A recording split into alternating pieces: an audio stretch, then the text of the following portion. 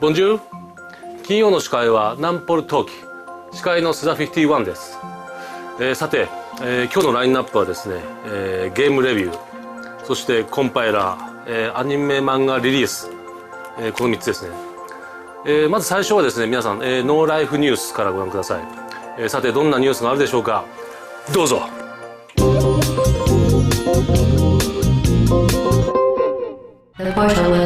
Dans la nuit du 28 février au 1er mars, une chose étrange s'est produite sur Steam. Portal a été mise à jour et de nouveaux trophées sont apparus. Interpellés, des joueurs ont refait le jeu et ont trouvé de nouvelles radios qui diffusaient des codes en morse ainsi que des signaux sonores étranges.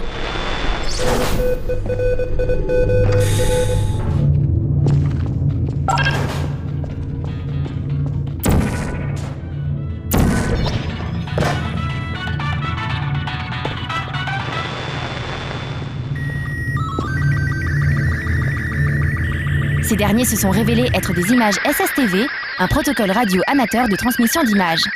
Une douce folie s'est alors emparée des forums spécialisés pendant plusieurs jours, et en analysant les fichiers du jeu, divers messages, des coordonnées GPS et le numéro de téléphone d'un BBS situé aux États-Unis ont été trouvés. L'excitation était à son comble. Serait-ce un Portal 2, voire un Half-Life 3 ? La réponse a été donnée en fin de semaine par Valve, qui a officiellement annoncé Portal 2 pour la fin 2010. D'après des informations à paraître dans le magazine Game Informer, il s'agit bien de la suite chronologique de Portal, un des meilleurs jeux de 2007. L'histoire se déroulera plusieurs centaines d'années après la fin de Portal, et le joueur rencontrera de nouveau l'intelligence artificielle GLaDOS dans le complexe dévasté d'Aperture Science. Les énigmes proposeront tout un tas de nouveaux défis et un mode coopératif sera présent. On est plus qu'impatient d'y jouer.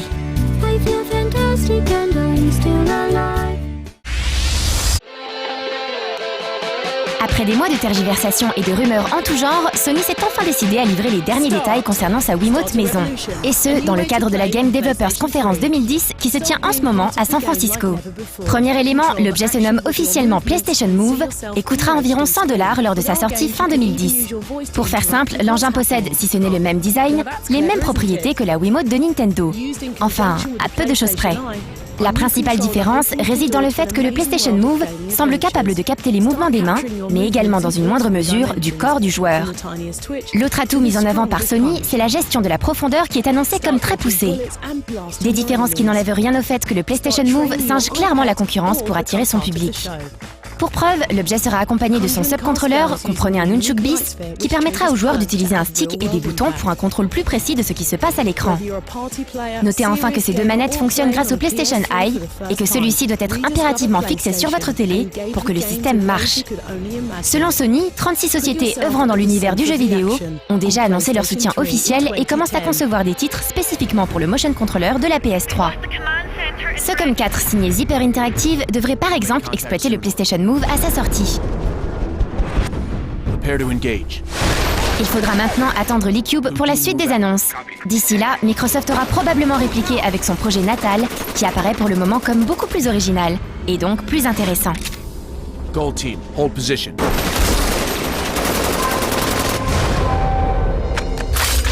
Take out the truck. Hostiles are inbound, Commander.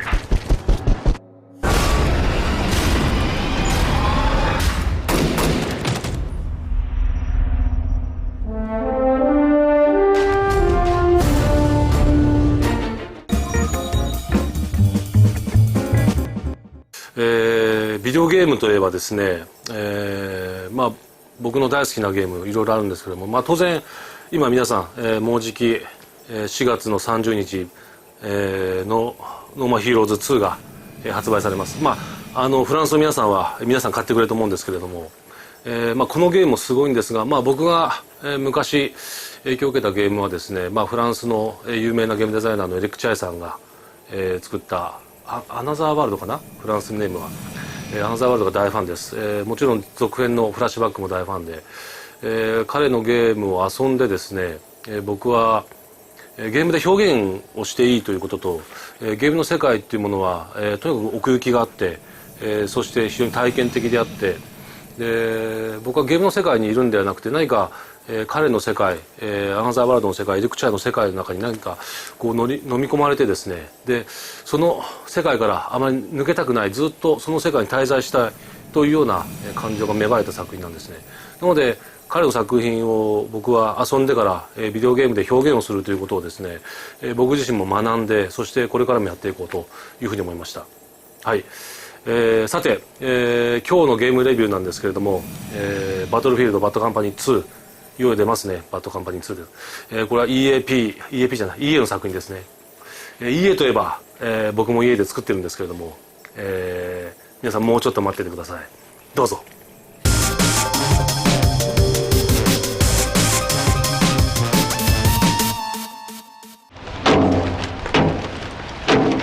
On ferait mieux d'appeler le sergent.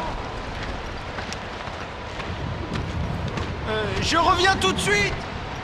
Me tire pas dessus, lui. C'est incontestable, avec ces deux Modern Warfare, Infinity Ward a bouleversé le monde des first-person shooters et imposé de nouveaux standards de qualité. Quiconque ose affronter de front la série Call of Duty se doit aujourd'hui de proposer quelque chose de béton à tous les niveaux. La seconde solution consiste à passer par des chemins détournés en offrant une expérience radicalement différente.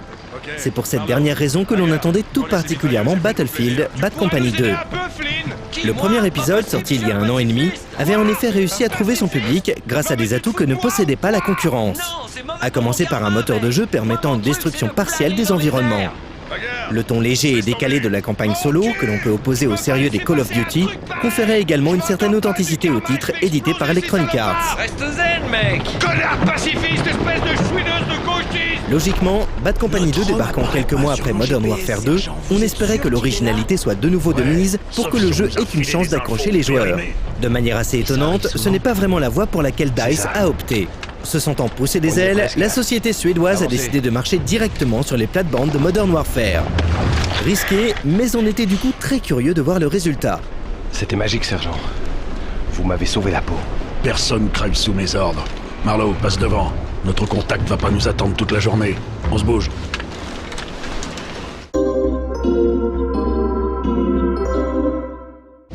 Ouvrez-moi cette foutue trappe. On ne rigole plus. La Russie continue d'en vouloir à son meilleur ennemi américain. Les Slaves souhaitent raser purement et simplement les États-Unis de la carte à l'aide d'une arme de destruction massive dont la puissance dépasserait l'entendement. Revoilà donc la Bad Company et ses 4 bras cassés en piste pour sauver leur nation. Tel est le pitch, un brin simpliste de ce deuxième épisode, qui adopte un ton résolument plus sombre que son prédécesseur. Ça, c'est quelque chose. Fini les situations grotesques et l'humour à tout va pour dédramatiser l'horreur de la guerre. Les seuls instants de légèreté passent par les réflexions des 4 compères. Je suis trop jeune pour la retraite. Et le Texas a besoin d'un sauveur. Souvent stupides, parfois grossières, celles-ci ont le mérite de nous rappeler que nous sommes bien dans un Battlefield. Oh, lance-roquette. Lance-roquette. Ouais, j'ai vu. Wow, qu'est-ce qu'il fout? Non, vous voyez, ces roquettes russes, c'est de la merde.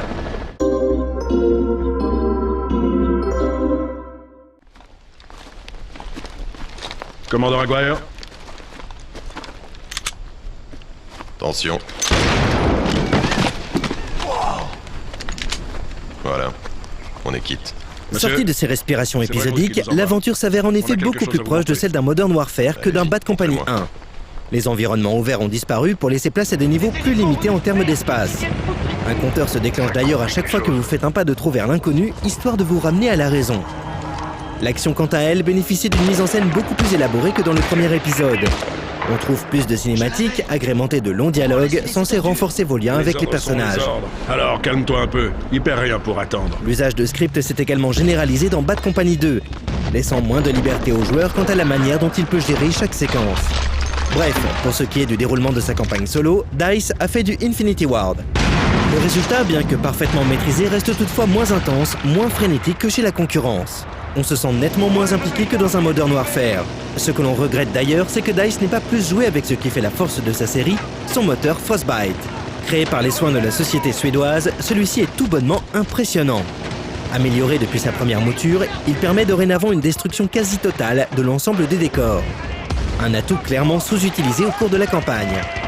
Armé de votre lance-grenade, vous pourrez bien anéantir des bâtiments sur votre chemin. Mais cela relève de votre volonté et non de celle des développeurs. DICE a en revanche parfaitement intégré que son FPS se devait de varier les plaisirs. Les phases de chute au sol s'enchaînent donc régulièrement avec des assauts aériens à bord d'hélicoptères ou des séquences de course-poursuite en véhicule. Le tout reste toutefois bien fade comparé à l'expérience explosive proposée par le 6e Call of Duty.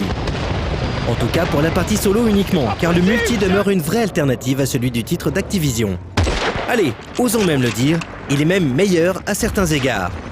D'abord parce que le système de destruction offre au jeu une dynamique et une envergure rarement atteintes par un FPS. Les affrontements sont d'une intensité inégalée jusqu'ici. Chaque planque, chaque bâtiment peut être détruit à tout moment, révélant à cette occasion votre présence ou celle d'un adversaire. Cet anéantissement soulève également un nuage de poussière qui peut devenir votre allié ou votre pire ennemi selon les cas. Jonché de débris en tout genre, recouvert d'une épaisse couche de cendres, le champ de bataille n'a jamais semblé aussi réaliste. Et pour couronner le tout, les développeurs ont fourni un énorme boulot au niveau du level design. Les cartes sont aussi vastes que parfaitement construites pour donner lieu à des affrontements épiques.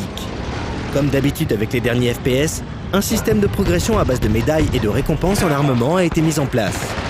Le mode multi peut accueillir jusqu'à 24 joueurs et propose 4 modes de jeu, certes classiques, mais se prêtant parfaitement à l'étendue du terrain de jeu.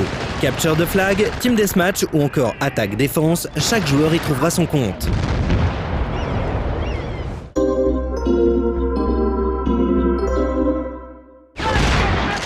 Avec Bad Company 2, DICE livre un FPS comme il en existe très peu sur le marché. À la fois maîtrisé en solo et incroyablement intense en multi. Pour autant, le parti pris du développeur suédois de complètement changer l'orientation de la campagne principale risque de déplaire. Ce choix entame un peu l'authenticité de la série, mais permet à DICE de livrer une partition plus propre, moins fofolle qu'à l'origine. Plus limitée aussi en termes de liberté de mouvement. Globalement, si le jeu ne fait pas d'ombre à Modern Warfare 2, il s'en rapproche par moments en offrant des séquences réellement prenantes. Toutefois, Bad Company n'exprime tout son potentiel qu'online en multi. Jusqu'ici, aucun jeu n'avait pu offrir de tels affrontements. En vrac, les maps, les armes, les véhicules, le système de progression, la destruction des bâtiments, tout se prête parfaitement à cette expérience multijoueur unique.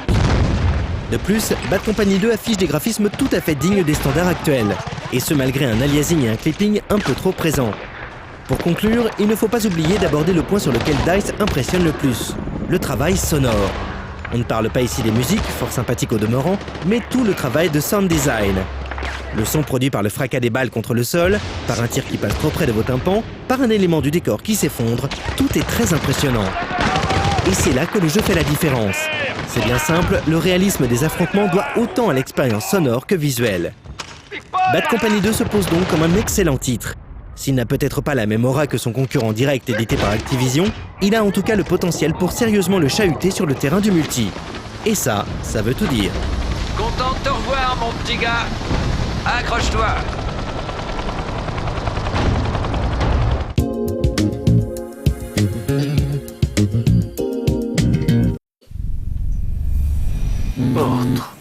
改めまして須田51です、皆さん楽しく番組見てくれましたか？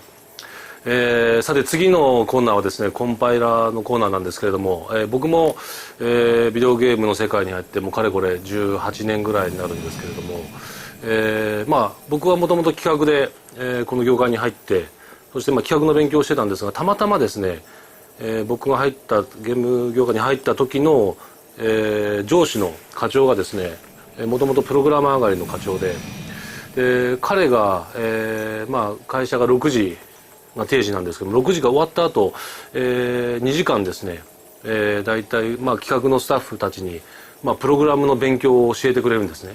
で宿題も出てで来週までにこの問題を解いてきてほしいということで、当時はスーパーファミコン、の時代だったのでスーパーファミコンでどうやってゲームが作ってるのか、キャラというのがあって背景があって、それぞれデータ量が非常に少ないのでどういうふうにこのデータを、うまく稼いで、たくさんあるように見せるのかっていう、そんなような技術っていうものを我々企画が学んで、そうすることによってより、企画の方でも新しいアイデアができて、プログラマーと、いいリレーションができて、より深い知識が、あることによって、いろんなアイデアが出てくるっていうことを学んだんですね。これもすごく非常にいい経験になってます。なので、今若い人たちがこれからコンパイラー、このコーナーを見てですね、将来の、未来の素晴らしいビデオゲームを多分、作ってくれるんじゃないかなっていうふうに思ってます。ではどうぞ。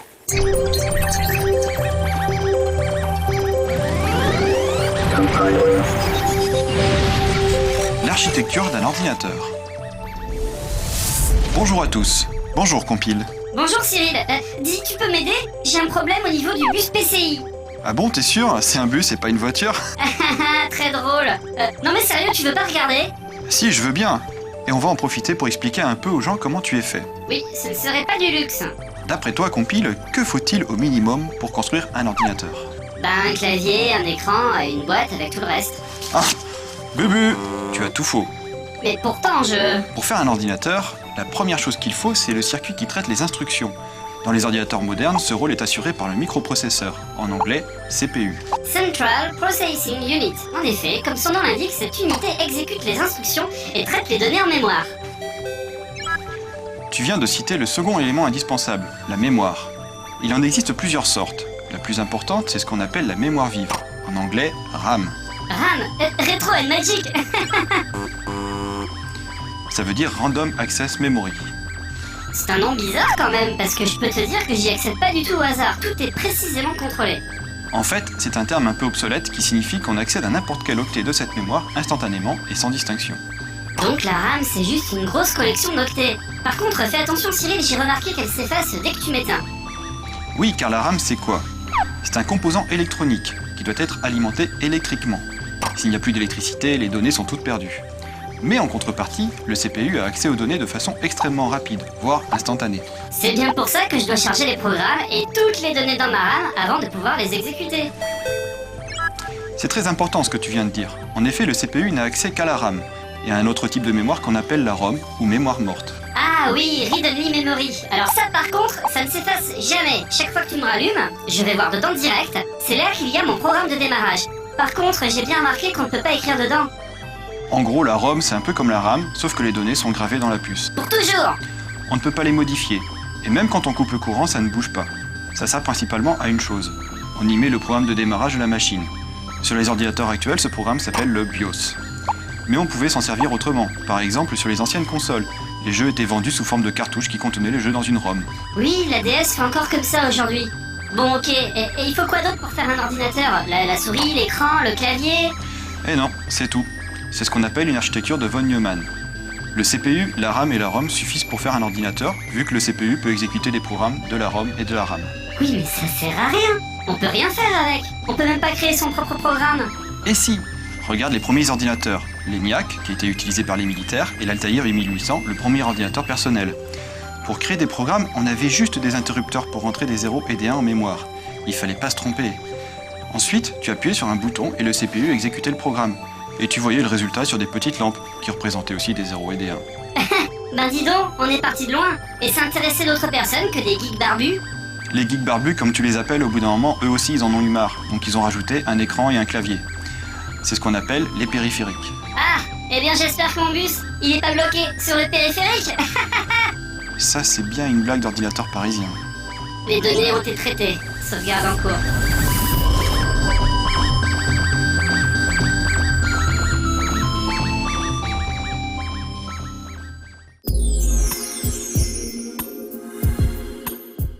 はい、アニメ漫画リリースコーナーですね、次は。はい。漫画やアニメといえば、そっか、フランスはもうすごいですよね、アニメ漫画も人気で。皆さん、いろんな日本の、コミックも見てると思うんですけれども、なんか、この間、去年かな、フランスのファンの方から漫画をいただいて、で、コミックがあったんですけども、その主人公がですね、僕の須田51という T シャツを着てくれていて、なんかそれ見てすごく嬉しくなりました。はい。で、そうですね、僕は僕も当然漫画好きなんですけども、普段からいろんな漫画を読んでいて、今一番好きなのはですね、ワーストという漫画ですね。クローズという漫画があって、その続編がワーストなんですけれども、これ今日本ですごく大人気で、日本の若い男の子たち、女性も今すごく人気あるんですけども、女性にもいわゆる日本の高校生たち、ハイスクールの高校生たちの悪い連中が主人公となって、いろんな暴走族であったりとか、それから普通に学校対学校だったりとか、そういう抗争劇を描くんですが、ただ実は喧嘩のシーンがすごく少なくてですね、クローズとかワーストとか何が人気かっていうと、意外とその人間ドラマですね、一人の人間にフォーカス、クローズアップして、でこの人間がどういう人間でそれに群がる周りの仲間たちとの友情であったりとか、まあ当然裏切りもあるんですけれども、まあそういうなんか人間ドラマ臭さが、今すごくクローズバーストの人気になってるんじゃないかと思います。実は映画にもなってクローズはですね、クローズと1と2、多分フランスでも人気だと思うんですけども、三池崇史監督が、監督した、映画が、まあ、これも日本で大ヒットしました。そして、三池崇史監督で言えばですね、ノーマンヒーローズ2には実は三池さんが出てるんですね。ご本人が出演して、しかも彼が、本当に声を当ててくれました。なので皆さん三池ファンの人たちも必ずノーマンヒーローズ2は、要チェックになると思いますんで、はい。ということで、まあ、次行きましょうか。今週はですね、ほおずきの島、これは漫画になります。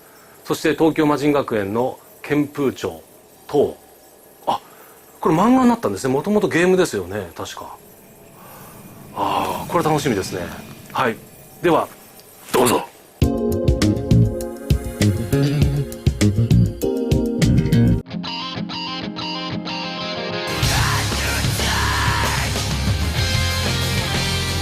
Série prenant pied dans l'univers du folklore japonais, Tokyo Demon Campus, ou en VO Tokyo Majin Gakuen Kenpucho, rempile pour une deuxième saison chez Kazé. Cet animé est l'adaptation d'une franchise de RPG éditée depuis 1998 sur PlayStation et Game Boy Advance et qui n'ont jamais été diffusés ailleurs qu'au Japon.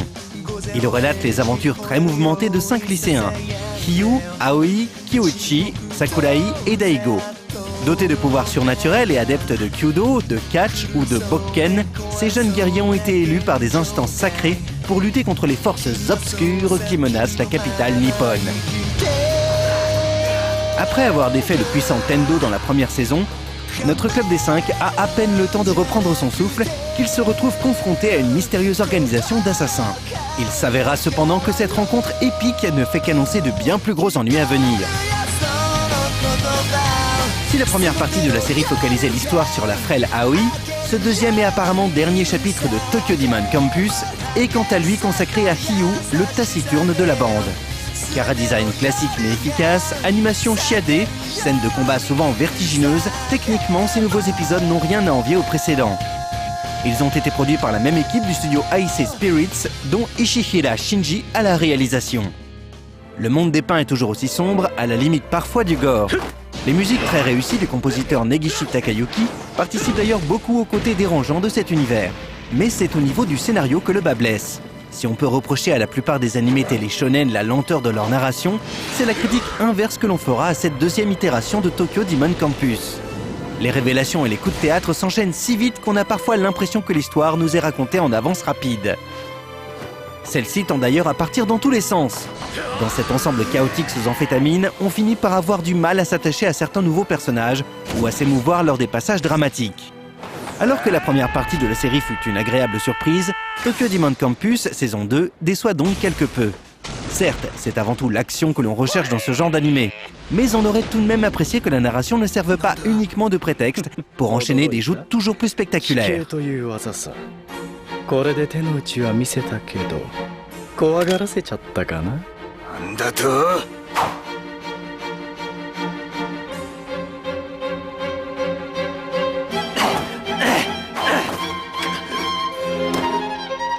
少し髪が傷んでるね。もったいないな。これはあんよは上手。あんよは上手。つきしゃ、なんで当たらねえ。なんで見えねえんだ。